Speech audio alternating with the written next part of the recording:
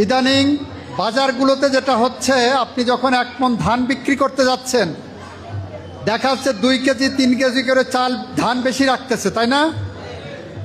পাটও 2-3 KG করে বেশি রাখতেছে না যারা কিনছে। এই যে এখানে আমাদের ইউনো সাহেব আছেন, গতদিন শোলকুপা বাজারে কয়েকটাকে ধরে জেল দিয়ে দিয়েছে 3 মাসের।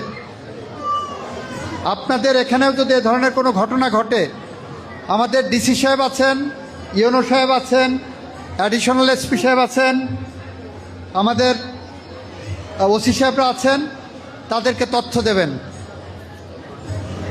যদি আপনার 1 মণ ধানে কেউ 2 কেজি বেশি নিতে চায়, তার সোজা ঠিকানা হবে কারাগার। এটা কিন্তু আমরা সারা শোলকুপাতে করছি। আপনাদের এখানে কি মাদকের উপদ্রব কমেছে? আগের থেকে কমছে? এখনো পুরোপুরি যায়নি, তাই না? ইনশাল্লাহ পুরোপুরি খুব দ্রুত যাবে এটা। এখানে কোনো মাদক কারবারি থাকবে না, মাদক সেবীরা থাকবে না, এখানে মারামারি থাকবে না, সন্ত্রাস থাকবে না, এখানে খুন খারাপি থাকবে না।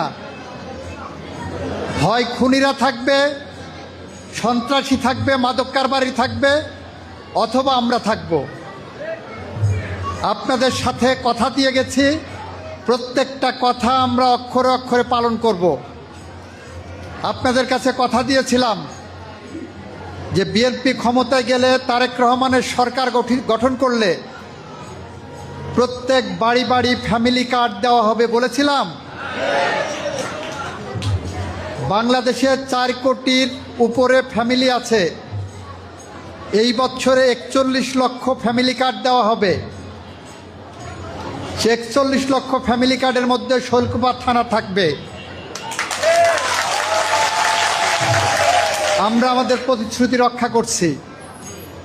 এই বছর যত লক্ষই কৃষক কার্ড দেওয়া হোক না কেন, শোলকুপা থাকবে সে কৃষক কার্ডের মধ্যে। আমরা কথা দিয়েছিলাম বিএনপি ক্ষমতায় গেলে মসজিদের ইমাম, মুয়াজ্জিন যিনি আজান দেন, মন্দিরের পুরোহিত, মন্দিরের সেবক বা সেবিকা, তাদেরকে মাসিক একটা মাসোহারা দেওয়া হবে। ইতিমধ্যে সেই কর্মসূচি আমরা চালু করেছি।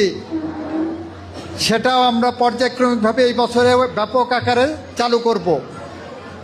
আমরা যা কথা দিয়েছি আমরা সেটা রক্ষা করছি।